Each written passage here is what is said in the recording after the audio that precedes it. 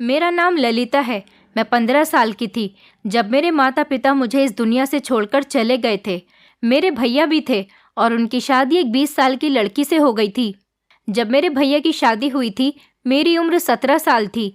मेरे भैया और भाभी एक दूसरे के साथ सिर्फ 1 साल तक ही रहे। उसके बाद मेरे भैया की अचानक एक्सीडेंट हो जाने की वजह से मौत हो गई थी। अब मेरा इस दुनिया में भाभी के अलावा कोई नहीं था। लेकिन जब से भाभी आई थी, वो मुझ पर बहुत ही रोक टोक करने लगी थी। भैया के मरने के बाद तो उन्होंने मुझ पर और भी ज्यादा रोक टोक लगा दी थी। इस बड़े से घर में सिर्फ मैं और भाभी ही रहते थे। भैया की मौत हमारे लिए बहुत ज़्यादा सदमे से भरी हुई थी, क्योंकि वही जॉब करके हमारे घर के खर्च को चलाते थे। लेकिन भैया के मरने के बाद अब भाभी को ही काम करने के लिए घर से निकलना पड़ा था। मैं भाभी की इस रोक टोक से बहुत ज़्यादा तंग आ गई थी। वो मेरी हर चीज़ पर बहुत ही ज़्यादा नज़र रखती थी। मुझे क्या पहनना है, क्या खाना है, इस सब का फैसला भी भाभी ही करती थी। मेरी इस पूरी ज़िंदगी का कंट्रोल भाभी के हाथ में था। भाभी मुझसे उम्र में लगभग 5 या 7 साल बड़ी होंगी। अब मुझे एहसास होने लगा कि मुझे आज़ादी चाहिए थी इस घर से। भाभी की पाबंदियों से निकलकर मैं अपनी मर्जी से ज़िंदगी जीना चाहती थी। मेरी ख्वाहिश थी कि मेरी जल्दी ही शादी हो जाए और मैं पलटकर कभी भी भाभी के घर में कदम ना रखूं। मैं उनसे दूर जाना चाहती थी, बहुत दूर जाना चाहती थी।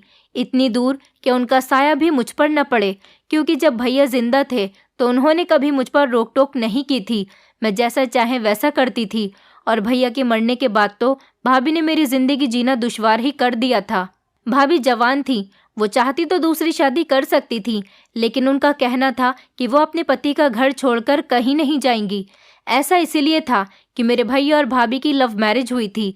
भैया भाभी एक दूसरे से बहुत प्यार किया करते थे। भाभी भैया के प्यार की खातिर ही किसी दूसरे इंसान के बारे में सोच भी नहीं सकती थी। लेकिन मैं 19 साल की हो गई तो मेरी भाभी मेरी शादी के पीछे पड़ गई।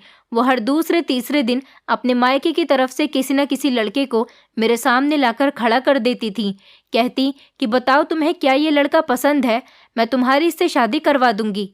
मैंने फैसला कर लिया था कि मैं ऐसे इंसान से शादी करूंगी जिसका दूर दूर तक मेरी भाभी से कोई ताल्लुक न हो, ताकि जब मेरी शादी हो जाए तो मैं पलटकर भी वापस ना आऊं।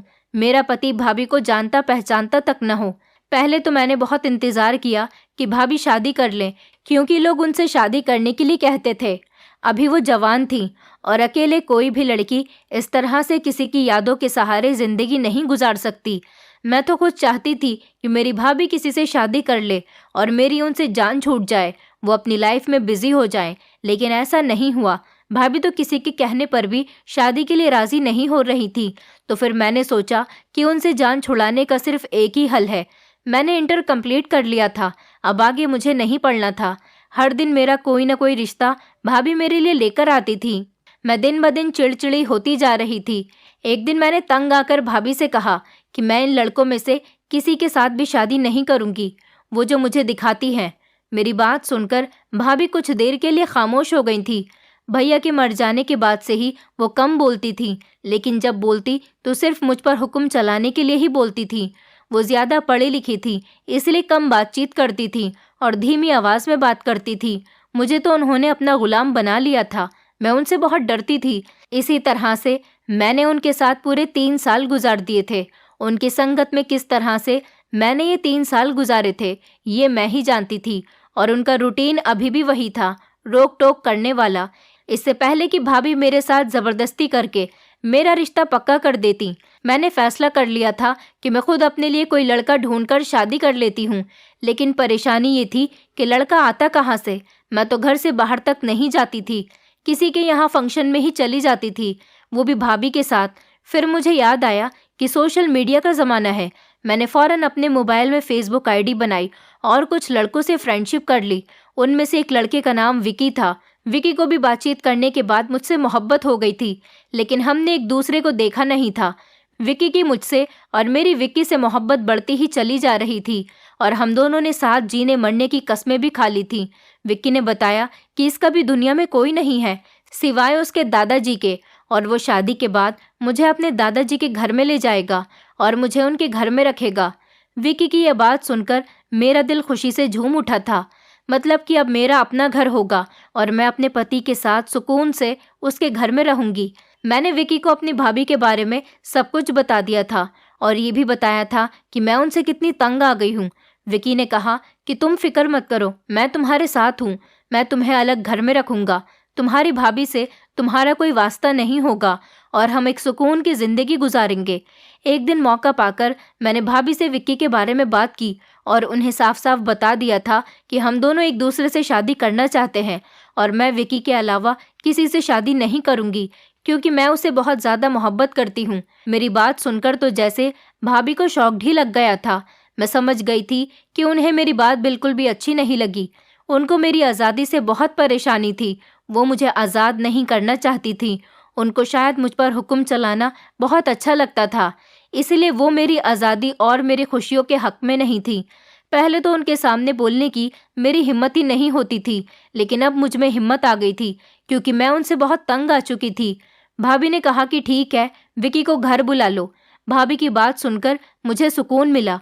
मैंने जल्दी से विकी को फ़ोन किया और उससे कहा कि वो जल्दी से हमारे घर आ जाए। मेरी सारी बात सुनने के बाद विकी ने मुझसे कहा कि अगर तुम्हारी भाभी ने इनकार कर दिया तो तुम मुझसे शादी नहीं करोगी। मैंने कहा ऐसी बात नहीं है। पहली बात तो भाभी इनकार ही नहीं करेंगी और अगर इनकार किया भी तो फिर भी हर हाल में मैं तुमसे ही शादी करूंगी। मैं भाभी की पाबंद नहीं रही हूँ। अब मैंने घर पर विकी को बुला लिया और भाभी उसके इंतज़ार में थी। सिर्फ भाभी ही नहीं बल्कि आज मैं भी विकी को पहली बार देखने जा रही थी। ये अजीब बात थी कि आज तक हम दोनों ने एक दूसरे से फ़ोटो तक नहीं मांगी थी। मतलब कि हमारी मोहब्बत इतनी सच्ची थी। मुझे तो किसी बात का कोई डर नहीं था क्योंकि मैं बहुत ज़्यादा खूबसूरत थी। मुझे घबराहट होने लगी। मुझे विकी को देखने की इस कदर जल्दी थी कि मुझसे सब्र तक नहीं हो रहा था। जब दरवाजे पर अचानक बेल हुई और मैंने दरवाज़ा खोला तो ये देखती ही रह गई कि विकी बहुत ज़्यादा खूबसूरत और प्यारी शक्ल का हैंडसम सा लड़का था। वो ऐसा था जिसे देखकर मेरी आंखें फटी की फटी रह गई थी। वैसे तो मैं भी बहुत खूबसूरत थी, लेकिन उसकी खूबसूरती के आगे तो मेरी खूबसूरती भी फेल हो गई थी। मैंने बहुत सोच समझकर विकी को चुना था। मुझे उसकी बातें नहीं बल्कि उसकी पहचान, उसकी सोच अच्छी लगी थी। ये इत्तेफाक की बात है कि उसकी शक्ल भी बहुत अच्छी थी। वो भी मुझे देखकर देखता ही रह गया था। शायद उसे मेरी खूबसूरती देखकर अपनी आंखों पर विश्वास नहीं हो रहा था क्योंकि मैं बहुत प्यारी थी। भाभी ने मुझसे कहा कि तुम कमरे में चली जाओ, मुझे विकी से कुछ ज़रूरी बातें करनी है। ये सुनकर मुझे गुस्सा आ गया। भला भाभी ऐसे कैसे कर सकती थी? शादी मेरी होने वाली थी, वो मेरा लाइफ पार्टनर बनने जा रहा था, तो भाभी को क्या ज़रूरत थी विकी से बातें करने की, वो भी ऐसी बातें जो मेरे सामने नहीं हो सकती थी। मुझे तो कुछ गड़बड़ का एहसास हो रहा था। विकी ने मेरी तरफ देखा और आंखों के इशारे से मुझसे कहा कि मैं कमरे में चली जाऊं और वो सब कुछ संभाल लेगा। मैं विक्की के ऊपर भरोसा करते हुए अपने कमरे में आ गई थी, लेकिन मैं बेसब्रों की तरह कमरे में ही इधर से उधर चक्कर काट रही थी कि भाभी ना जाने विक्की से क्या बातें कर रही होंगी। उन लोगों को बात करते हुए लगभग 2 घंटे हो गए थे और इन 2 घंटे में मुझे कमरे से बाहर निकलने की परमिशन नहीं मिली थी। मुझे बड़ी बेसब्री से इंतज़ार था कि जल्दी ही इन लोगों की बातें ख़त्म हो जाएं।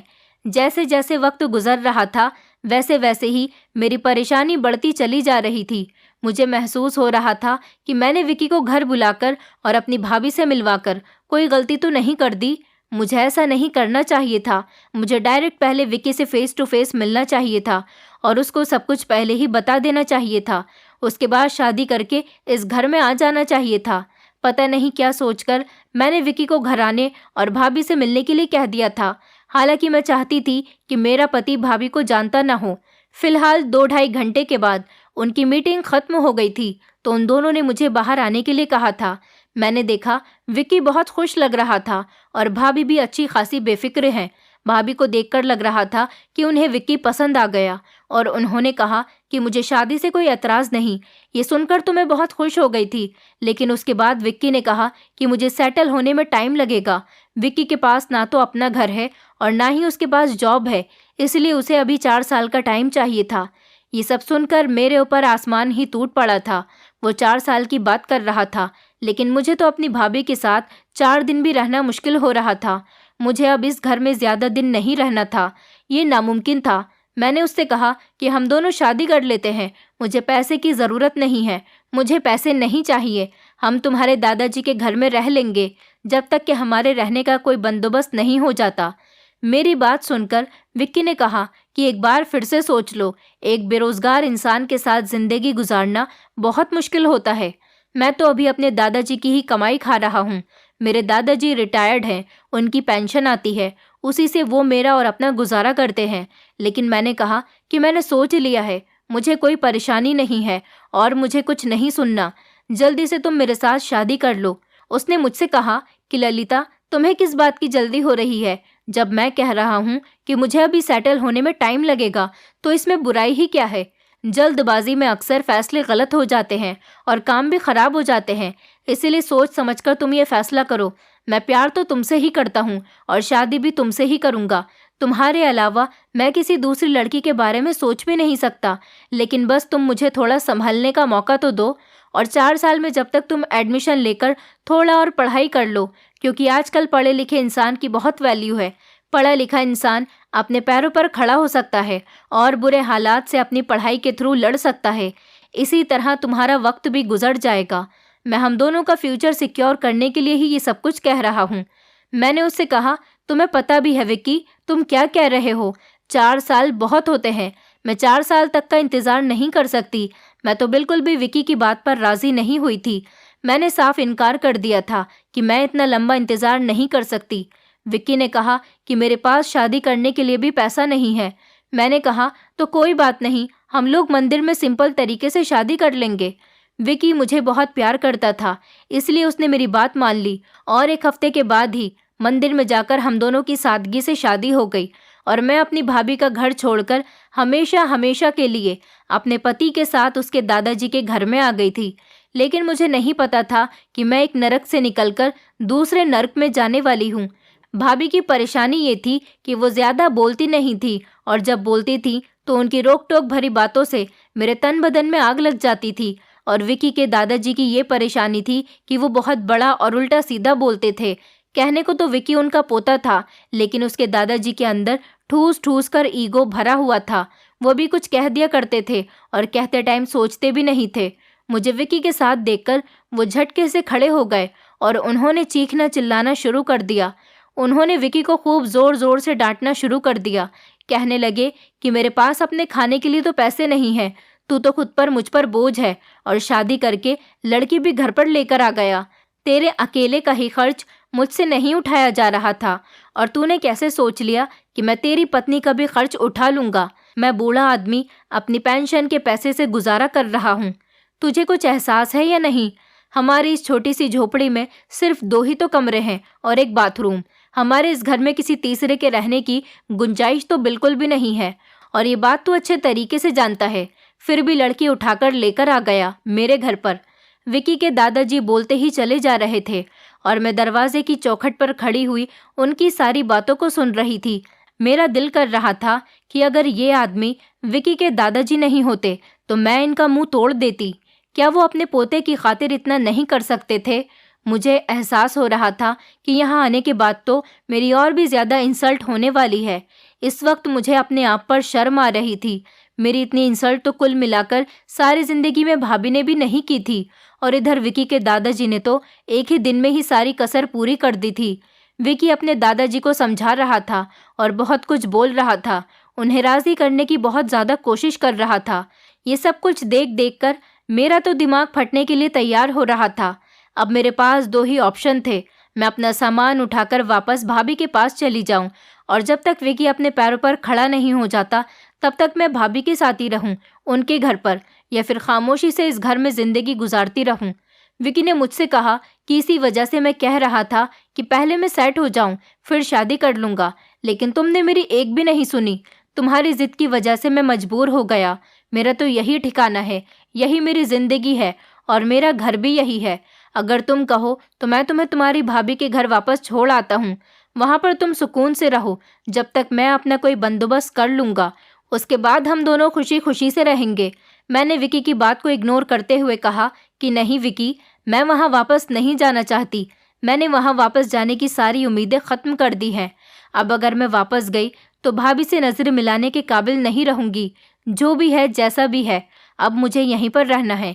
मैंने अपने दिल पर पत्थर रखकर विक्की से ये बात कही और अपने आंसुओं को छुपा लिया। लेकिन मुझे पता था कि कुछ ही दिनों के बाद मैं अपने इन कहे हुए शब्दों से मुकर जाऊंगी। मैंने सोचा था कि मैं विकी के दादाजी की सेवा करूंगी तो उनका दिल जीत लूंगी और मेरी जिंदगी में सारी परेशानियां दूर हो जाएंगी। सुकून ही सुकून आ जाएगा। मैं यहाँ सुकून से रह सकूंगी। लेकिन एक दिन विकी की गैर मौजूदगी में विकी के दादाजी ने मुझ पर बड़ी गंदी नज़र डाली थी। वो मुझे चोरी चुपके देखा करते थे और हमेशा मेरे करीब आने के बहाने ढूंढते रहते थे। मैं समझ गई थी कि इंसान बहुत घटिया इंसान है। ये इंसान ज़्यादा बोलने वाला ही नहीं बल्कि औरतों पर गंदी नज़र रखने वाला इंसान है। मैंने विकी को तो उसके दादाजी के बारे में कुछ नहीं बताया, लेकिन उससे सिर्फ इतना कहा कि मुझे यहाँ पर नहीं रहना, मेरे लिए कहीं और रहने का बंदोबस्त करो। विकी ने मुझसे कहा कि चलो हम तुम्हारी भाभी के घर चलते हैं। मैंने उससे कहा कि मैं वहाँ पर नहीं जाना चाहती। विकी कहने लगा, तुम्हारी भाभी तो इतनी अच्छी है, पता नहीं क्यों तुम अपनी भाभी को इतना बुरा समझती हो। मुझे तो तुम्हारी भाभी बहुत अच्छी लगती है। उन्हें तुम्हारी बहुत फिक्र लगी रहती है। वो अक्सर तुम्हारे बारे में परेशान रहती है। विकी की बातें सुनते ही मेरे सर पर आसमान टूट पड़ा। मैंने कहा, क्या मतलब है तुम्हारा कि उनको मेरी फिक्र लगी रहती है? क्या तुम मेरी भाभी से मिलने गए थे या फिर तुम्हारी उनसे बातचीत होती है? मुझे सब कुछ सच सच बताओ विकी।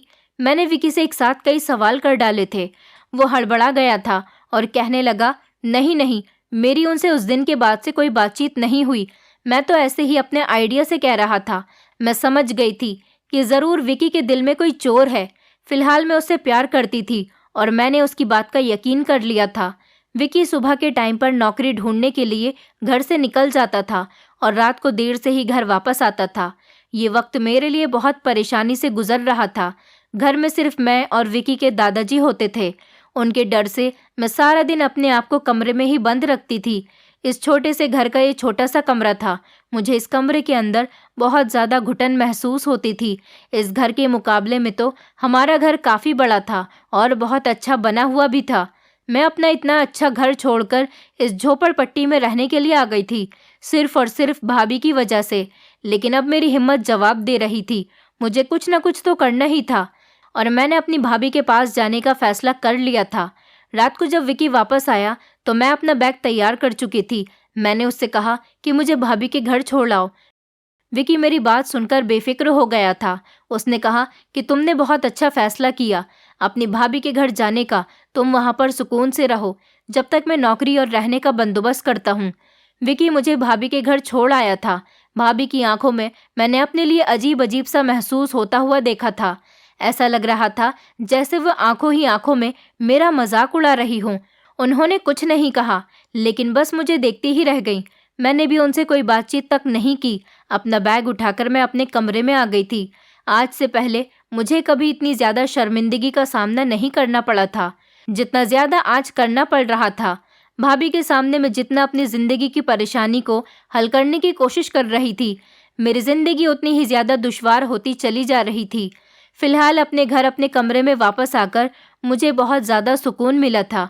मुझे परेशानी विकी के छोटे घर से नहीं थी, बल्कि उसके दादाजी की गंदी नज़र से थी।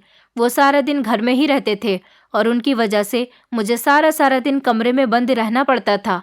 मैं भाभी और उनके सवालों का सामना नहीं करना चाहती थी, लेकिन फिर भी खाने पीने के लिए तो मुझे बाहर निकलना ही था। मैं अगली सुबह नाश्ता बनाने के लिए किचन में आई, लेकिन सामने का नज़ारा देखकर तो मैं हैरानी रह गई थी।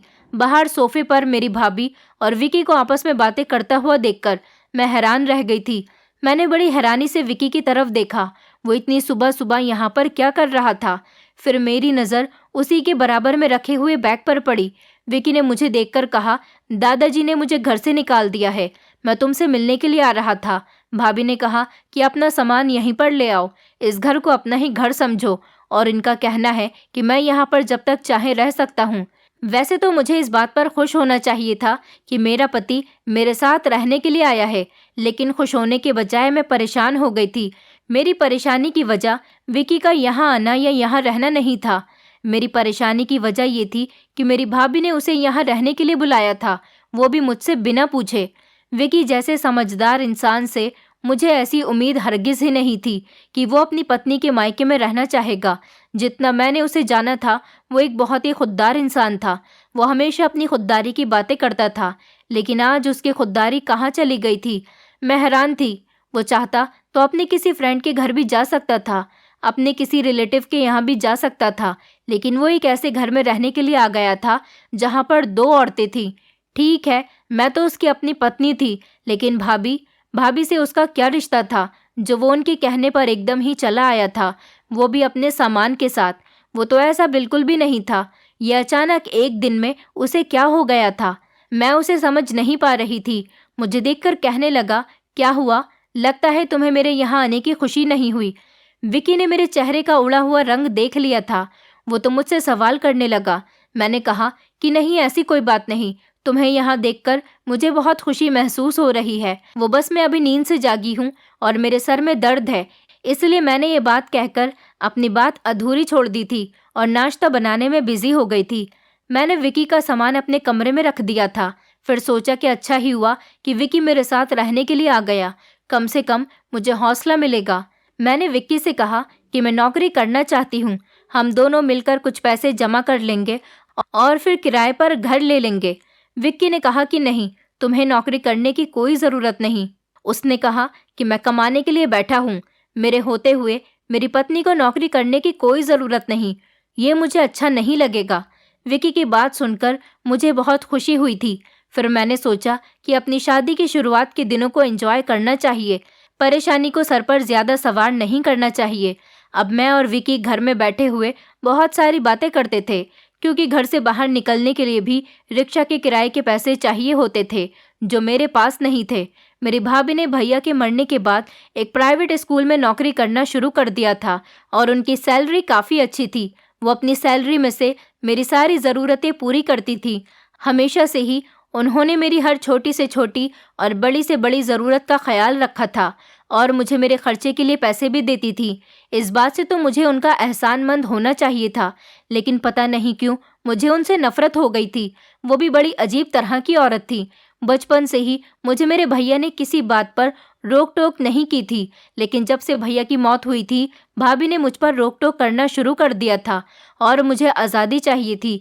मैं फैशन करना चाहती थी, अपनी फ्रेंड्स की तरह। भाभी ने मुझे कुछ भी करने नहीं दिया था। मेरी फ्रेंड्स को भी घर आने नहीं देती थी। उन्होंने मेरी आज़ादी छीन ली और इसी सब की वजह से मुझे उनसे नफ़रत हो गई थी। अब वो मुझे कुछ नहीं कहती थी, लेकिन इतने सालों से मेरे दिल में जो उनके लिए नफ़रत थी, अब वो काफ़ी ज़्यादा हो चुकी थी। कुछ इस तरह हुआ कि विकी जब इंटरव्यू के लिए जाता तो वापसी पर मेरे लिए कुछ न कुछ खाने का ज़रूर लाता था। कभी समोसे, बर्गर या फिर कभी कभी आइसक्रीम। मैं कभी उससे पूछती कि तुम्हारे पास इन चीज़ों के लिए पैसे कहाँ से आते हैं, तो वो मेरे सवाल को इग्नोर कर देता था और फिर धीरे धीरे उसने अपना इंटरव्यू देना भी छोड़ दिया था। वो हर वक्त घर में ही फ्री बैठा रहता था और ये चीज़ मुझे बहुत परेशान कर रही थी।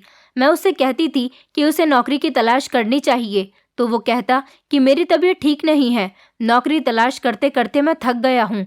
कुछ दिनों के बाद मेरी अच्छी नौकरी लग जाएगी, तुम फिक्र मत करो।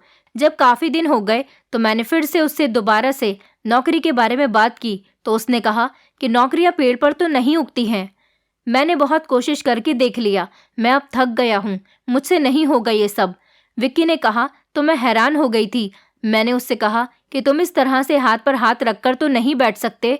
मैं तुम्हारी जिम्मेदारी हूँ, मुझे अपना अलग घर चाहिए, मैं यहाँ नहीं रह सकती। तो वो कहने लगा, क्यों नहीं रह सकती हो तुम यहाँ पर? इतना बड़ा घर तो है और इतना अच्छा बना हुआ है और यहाँ पर तुम्हारी ज़रूरत की हर चीज़ मौजूद है, तो तुम्हें यहाँ पर रहने में क्या परेशानी है? उसने गुस्से भरे अंदाज में मुझसे बात की तो मुझे भी गुस्सा आ गया। मैंने कहा, मेरी परेशानी मेरी भाभी है और कोई नहीं। मैं उनके साथ नहीं रहना चाहती, सिर्फ इतनी सी बात है। मेरी बात सुनकर विकी मुझे अजीब अजीब नज़रों से देखने लगा और फिर कहने लगा कि तुमने अपनी भाभी को बेवजह इतना ज़्यादा अपने दिमाग पर सवार कर लिया। तुम्हारी भाभी इतनी अच्छी तो है और इतनी समझदार भी है, तुम्हारा कितना ज़्यादा ख्याल रखती है, और तुमने बेवजह उनको बदनाम कर दिया। पता नहीं कहाँ से तुम्हारे दिमाग में उनके लिए बुरा फितूर आ गया। अपनी भाभी के बारे में विकी के मुंह से बात सुनकर मेरा मुंह खुला का खुला रह गया था। कुछ टाइम के लिए तो मैं कुछ बोल ही नहीं पा रही थी। हालांकि वो किस तरह से मुझसे बात कर रहा था, ऐसे जैसे कि वो उसके साथ की हो। मैंने विक्की से कहा कि तुम जानते हो कि भाभी तुमसे कितनी बड़ी हैं, तुम मुझे उनके बारे में किस तरह से बता रहे हो, लेकिन तुम्हारी तो भाभी है। उन्हें देखकर लगता ही नहीं कि वो तुम्हारी भाभी हैं, ऐसा लगता है जैसे कि वो तुम्हारी बड़ी बहन है। उसने कहा, चलो ठीक है, आज तो मैंने कह दिया है, लेकिन आज के बाद ऐसा कुछ नहीं कहूँगा। विकी ये कहता हुआ घर से बाहर निकल गया था। उस दिन के बाद से मैं बहुत ज़्यादा परेशान रहने लगी थी। मेरी और विकी के बीच दिन ब दिन दूरियां बढ़ती चली जा रही थी और मेरी कुछ भी समझ नहीं आ रहा था। तभी एक रात ऐसा अजीब हादसा हो गया। रात को अचानक मेरी आँख खुल गई तो मैंने देखा कि विकी बिस्तर पर मौजूद नहीं है। मैं अपनी आंखें मसलते हुए उठी और उसकी तलाश करने के लिए मैं कमरे से बाहर निकल गई और सोचने लगी कि आखिर इतनी रात को विकी कहाँ चला गया। मैंने वॉशरूम में भी जाकर देख लिया था, वो वहाँ पर भी नहीं था। फिर सारा घर छान मारा, वो मुझे कहीं भी नजर नहीं आ रहा था। और जब मैं भाभी के कमरे के करीब से गुजरी तो मुझे बातों की आवाज़ आ रही थी। तभी मेरे कदम वहीं पर जम गए। दरवाज़ा थोड़ा सा खुला हुआ था। वो आवाज़ मेरी भाभी और मेरे पति की ही थी। मेरे सर पर तो जैसे आसमान ही टूट पड़ा था और मैं बहुत हैरान हो गई थी कि मेरा पति आधी रात को आखिर मेरी भाभी के कमरे में क्या कर रहा था। इससे आगे तो मैं कुछ सोच ही नहीं पा रही थी। दरवाज़ा थोड़ा सा खुला हुआ था। मैंने पूरा दरवाज़ा खोला तो दरवाज़ा खुलता ही चला गया और ये देखकर मेरे पैरों तले से ज़मीन निकल गई कि मेरी भाभी लेटी हुई है और मेरा पति उनके पैर दबा रहा है। मुझे देखकर इन दोनों को कोई फर्क नहीं पड़ा था, लेकिन मुझे बहुत गुस्सा आ रहा था। मैंने गुस्सा होकर अपने पति से कहा कि ये सब कुछ क्या हो रहा है। तो विकी ने जवाब दिया, तुम्हारी भाभी के पैरों में बहुत दर्द हो रहा है। मैंने सोचा कि मैं उनके पैर दबा देता हूँ और साथ ही साथ हम दोनों बातें भी करते जा रहे थे। तुम्हारी भाभी तो बहुत अच्छी और इंटरेस्टिंग बातें करती हैं। तुमने कभी मुझे बताया ही नहीं कि उनकी आदत इतनी मजाकिया है। मैं तो इनसे बहुत इम्प्रेस हुआ हूँ। विकी तो बस मेरी भाभी की तारीफें ही करता चला जा रहा था और मैं बड़ी हैरानी से उसकी तरफ देख रही थी। वो दोनों इस तरह से बातें कर रहे थे जैसे कि कोई नॉर्मल बात हो और वो दोनों एक दूसरे को ना जाने कब से जानते हों। मेरे पति का मेरी भाभी के कमरे में इस तरह से जाकर उनकी टांगें दबाना, ये सब कुछ मुझे बहुत अजीब लगा था। भाभी कोई बूढ़ी औरत तो नहीं थी। अगर वो बूढ़ी होती तो मैं ये समझ भी जाती, लेकिन अच्छी खासी जवान और खूबसूरत थी और आधी रात को मेरे पति को अपने कमरे में बुलाकर उनसे टांगें दबवा रही थी। मेरा गुस्सा तो बढ़ता ही चला जा रहा था। मैंने अपने पति से कहा, तुम्हें भाभी की इस तरह से टांगें नहीं दबानी चाहिए। तुम मेरे पति हो, उनके नहीं हो जो इस तरह से उनकी सेवा कर रहे हो। तुम्हें कोई हक नहीं बनता कि तुम आधी रात को उनके कमरे में जाकर उनकी सेवा करो। मेरी बात सुनकर मेरे पति को बहुत गुस्सा आ गया था। वो कहने लगा, मैं सोच भी नहीं सकता था कि तुम्हारी सोच इतनी गंदी होगी। तुम एक शक करने वाली लड़की हो। मुझे यकीन नहीं आ रहा। वो ये कहते हुए बाहर निकल गया। मैंने एक नज़र अपनी भाभी पर डाली, लेकिन उनसे मैंने कुछ नहीं कहा। वो बहुत ज़्यादा बेफिक्र लग रही थी, जैसे कुछ हुआ ही ना हो। विकी ने मेरी कोई बात नहीं सुनी थी और ये सब अब हर दिन होने लगा था। रोज़ाना मेरे पति मेरी भाभी की टांगें दबाने के बहाने आधी रात को उनके कमरे में चले जाते थे और वो दोनों एक दूसरे से बातें भी करते थे। ऐसा लगता था जैसे दोनों के अंदर ही शर्म खत्म हो चुकी है। मुझे ये बात समझ में आ गई थी कि मेरी भाभी ने विकी को पूरी तरह से अपने काबू में कर लिया। उन्होंने न जाने ऐसा क्यों किया था, वो उससे क्या चाहती थी। विकी कहने लगा था कि मैं दिन ब दिन तुम्हारी भाभी का दीवाना होता चला जा रहा हूँ। विकी मुझे इग्नोर करने लगा था और मैं हैरान थी कि भला मेरी भाभी ने मेरे पति पर ऐसा क्या जादू कर दिया कि वो मेरी भाभी का दीवाना हो चुका था। एक दिन मैंने विक्की से कहा, मेरी टांगों में बहुत दर्द हो रहा है, मेरी टांगें दबा दो। तो शायद विक्की को ये सब कुछ अच्छा नहीं लगा। उसने कहा कि मेरे सर में दर्द हो रहा है, मैं तुम्हारी टांगें नहीं दबा सकता, और वो ये कहकर सो गया था। मुझे विक्की की बात पर बहुत गुस्सा आया था कि मेरी भाभी की टांगें दबाने तो वो बड़े शौक से जाता था। मैं सोने की एक्टिंग करने लगी थी और आंखें बंद करके लेट गई थी। लगभग 1 घंटे के बाद मैंने देखा कि वो आराम से धीरे धीरे उठा और बाहर निकल गया। मैं समझ गई थी कि वो भाभी के कमरे में गया है। मैं उसके पीछे पीछे गई और भाभी के दरवाजे से झांककर देखने लगी, और ये देखकर मैं हैरान रह गई कि वो भाभी के कमरे में था और उनसे कह रहा था, मुझे आपसे बहुत मोहब्बत हो गई है, मैं आपके बिना नहीं रह सकता और आपकी वजह से मैं अपनी पत्नी को छोड़ रहा हूँ। आप मुझसे उम्र में बड़ी ज़रूर हो, लेकिन आपसे ज़्यादा खूबसूरत औरत मैंने अपनी ज़िंदगी में नहीं देखी, और ये बात मैं कुछ ही दिनों में जान गया हूँ। मेरी पत्नी तो बहुत इमोशनल लड़की है, मेरा उसके साथ गुजारा कभी नहीं हो सकता। मुझे तो आप जैसी समझदार पत्नी की ज़रूरत है। विकी आगे भी कुछ कह रहा था, लेकिन इससे आगे कुछ भी सुनने की मेरे अंदर हिम्मत नहीं थी। मैंने भाभी का जवाब नहीं सुना और मैं सीधा अपने कमरे में आ गई थी। बिस्तर पर लेटकर मैं फूट फूट कर रोती रही। मैंने सोचा कि मैं सुबह भाभी से बात करूंगी और उनसे कहूंगी कि उन्होंने मेरे साथ ये सब कुछ क्यों किया। उन्होंने मेरे पति को अपनी तरफ कर लिया और मेरी जिंदगी बर्बाद कर दी। भाभी ने मेरे पति पर जादू कर दिया और मेरे पति को अपने वश में कर लिया था। अगले दिन मैं मौका देख रही थी कि मेरा पति घर से निकले और मैं जाकर अपनी भाभी की खबर लूं। मेरा पति टाइम के अकॉर्डिंग घर से निकल गया था और जैसे ही मैं भाभी के कमरे में गई तो मैंने देखा कि भाभी अपने कमरे में मौजूद नहीं थी, बल्कि वो मेरे लिए एक लेटर छोड़कर गई थी। और मैंने जब उस लेटर को पढ़ा तो लेटर में लिखा हुआ था कि मुझे माफ़ कर दो ललिता, मैं तुम्हारी भाभी कुछ दिनों के लिए इस घर को छोड़कर जा रही हूँ। मुझे पता है कल रात तुमने अपने पति की सारी सच्चाई को सुन लिया, क्योंकि जब तुम्हारा पति मुझसे बातें कर रहा था तो तुम दरवाजे पर कान लगाकर हमारी बातें सुन रही थी। मैं यही चाहती थी कि तुम किसी दिन अपने पति की हकीकत अपने कानों से ही सुन लो। तुम्हारा पति बहुत गंदी नज़र का इंसान है। उसकी नज़र मुझ पर उस दिन से ही थी जिस दिन वो तुम्हारे लिए रिश्ता लेकर आया था। वो पहले ही दिन से मुझ पर लाइन मार रहा था। मैं तुम्हें ये बात बताने की कोशिश करना चाहती थी, लेकिन तुम उसकी मोहब्बत में इतनी अंधी हो चुकी थी कि मुझे लगा तुम मेरी बात कभी नहीं मानोगी। मैं चाहती थी कि मैं तुम्हारी शादी अपने मायके की तरफ के ही किसी लड़के से करवा दूं, ताकि तुम वहां खुश रह सको। तुम्हारा पति गंदा इंसान होने के साथ साथ चोर भी है। वो चोरी करता है और स्कूल कॉलेज के बाहर खड़े होकर लड़कियों पर लाइन मारता है। मेरे स्कूल की भी काफ़ी सारी लड़कियों के साथ वो छेड़छाड़ कर चुका है और कई बार जेल भी जा चुका है। वो कभी भी मेहनत मजदूरी नहीं कर सकता। उसे किसी भी शरीफ परिवार की लड़की नहीं मिल सकती थी, इसीलिए उसने तुम्हें फंसाकर तुमसे शादी कर ली। मैं तुम्हें समझाने की कोशिश करना चाहती थी, पर मुझे पता था कि तुम मेरी किसी बात को नहीं समझोगी। इसीलिए मैंने विक्की को पहले दिन ही समझा दिया था कि तुम अपनी पत्नी के आगे 4 साल का टाइम मांग लो, लेकिन तुमने तो फिर भी कोई बात नहीं सुनी और उससे जिद लगा ली कि तुम्हें किसी भी हाल में उसके साथ ही शादी करनी है। वो बहुत छिचोरा है और तुम्हें अपने साथ अपने घर ले गया। मुझे तुम्हारी हमेशा फिक्र लगी रहती थी कि कहीं ये तुम्हें कहीं बेच न दे, क्योंकि इस लड़के की बहुत बड़े बड़े कोठों से जान पहचान है। ये लड़कियों को बेचने का भी धंधा करता है और कई बार पकड़ा भी जा चुका है। अपने ही पैसे खर्च करने के बाद ये जमानत पर रिहा हो जाता है, तभी तो इसके पास कोई पैसा नहीं है। ये कभी भी नौकरी नहीं करेगा। तुम्हारी खातिर ये इंसान कभी भी सुधर नहीं सकता। मुझे हमेशा तुम्हारी फिक्र रहती थी। अच्छा हुआ कि तुम मेरे घर में रहने के लिए आ गई थी और तुम्हारे पीछे पीछे मुझ पर लाइन मारता हुआ ये भी हमारे घर पर आ गया। मैंने इसे अपने घर में रहने की परमिशन इसलिए ही दी थी कि ताकि जब ये मेरे करीब आने की कोशिश करेगा तो तुम्हें जलन होगी और तुम धीरे धीरे इसकी हकीकत को समझ जाओगी कि ये किस तरह का इंसान है, और साथ ही साथ तुम मुझे भी गलत समझोगी। इसीलिए मैंने तुम्हारे लिए ये लेटर लिखा।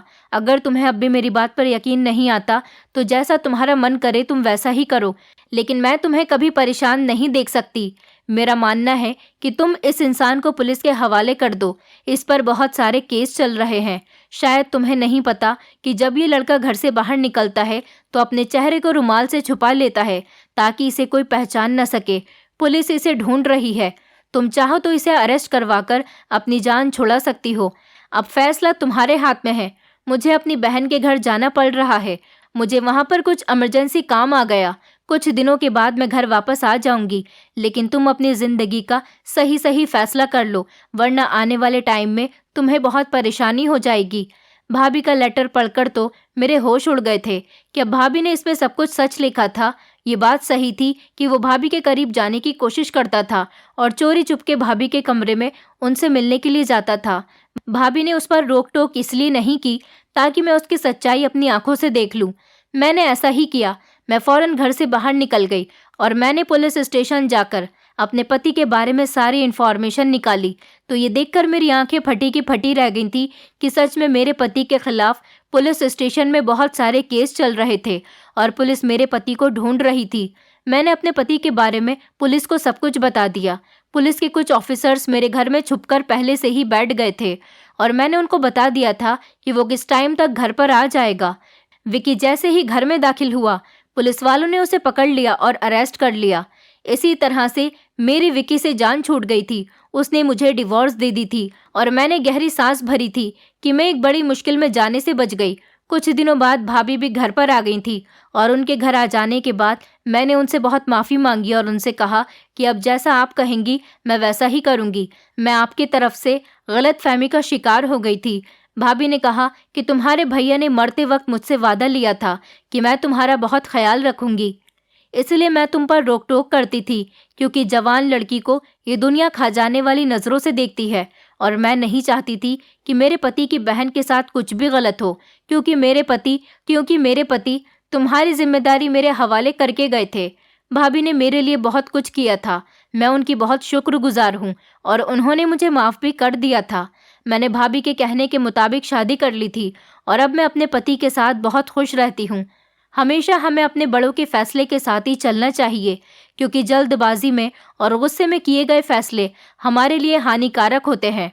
दोस्तों, उम्मीद करती हूँ आपको हमारी कहानी पसंद आई होगी। कहानी पसंद आई है तो वीडियो को लाइक करें, चैनल पर नए हैं तो चैनल को सब्सक्राइब करें और हाँ, नोटिफिकेशन बेल को ज़रूर दबाएं ताकि अगली अपडेट सबसे पहले आपको मिले।